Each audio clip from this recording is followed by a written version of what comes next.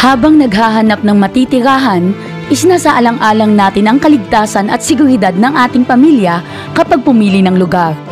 Mahalagang tingnan ang porsyento ng krimen at mga insight nito.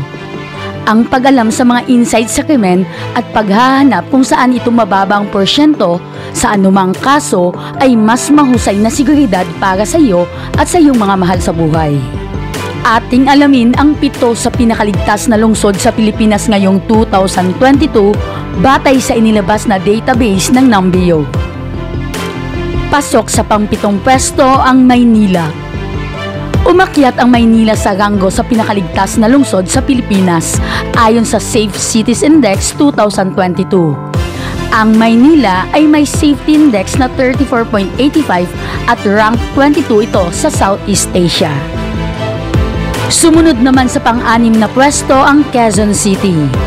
Ang Quezon City ay ang pinakamalaking lungsod sa Pilipinas at matatagpuan sa metropolitan area ng Maynila.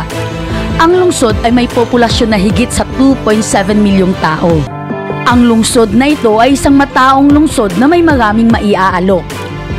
Ayon sa pamantayan ng Numbeo, ang Quezon City ay may safety index na 37.28 at rank 20 sa Southeast Asia.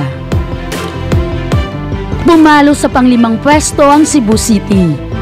Nakalista ang Cebu bilang isa sa pinakamagagandang lugar sa Pilipinas para maglakbay dahil sa pagkain, kasaysayan at mga dalampasigan nito na tiyak na magpapahanga sa iyo.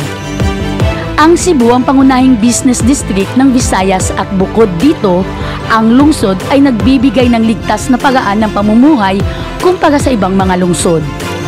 Sa labas ng Metro Manila, maaari ng Cebu City ang pinakaabalang lungsod sa Pilipinas. Sa usapin ng Safety Index, nakakuha ang Cebu City ng 47.82 at rank 14 nito sa Southeast Asia. Pasok sa pang-4 na pwesto ay ang Iloilo. Isang dahilan para manirahan sa Iloilo ay tinutulad ito sa Metro Manila sa usapin ng sweldo at pamumuhay. Sa kabilang banda, ang buhay sa Iloilo City ay walang trapiko, mahal na halaga ng pamumuhay at polusyon na mayroon ng karamihan sa mga urbanisadong lungsod. Ang Safety Index ng Iloilo City ayon sa Numbeo ay 58.62 at rank 9 sa Southeast Asia. Nasa pang-8 pwesto ang Makati. Ang lungsod na ito ay tahanan ng negosyo, kultura at nightlife. Tahanan rin ito ng ilan sa mga pinakamahusay na ospital sa Pilipinas. Ang isang lungsod na kasing sigla ng Makati ay may presyo din. Ang Safety Index ng Makati City ayon sa Numbeo ay 61.61 at rank 7 sa Southeast Asia. Sumunod sa pang-2 pwesto ang Baguio. Ang Baguio ay kilala bilang destinasyon ng mga turista at bilang summer capital ng Pilipinas.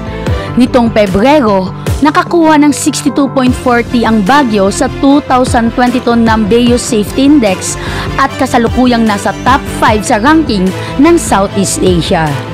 Hindi nakakagulat na nakakuha din ng Baguio City ng score na 100 in terms of the Climate Index. Ang nangunguna at pinakaligtas na lungsod sa Pilipinas ngayong 2022 ay ang Davao City. Ngayong 2022, ang Davao ay kasalukuyang humahawak ng 3 pwesto bilang pinakaligtas na lungsod sa Southeast Asia. Bilang isang highly urbanized na lungsod, ang Davao ay nasa listahan din ng Crime Index dahil sa mga banta ng terorista sa nakaraan. Ngunit sa pangkalahatan, ang paninirahan dito ay ligtas. Ang Safety Index ng Davao City ay 72.31 at rank 3 sa Southeast Asia.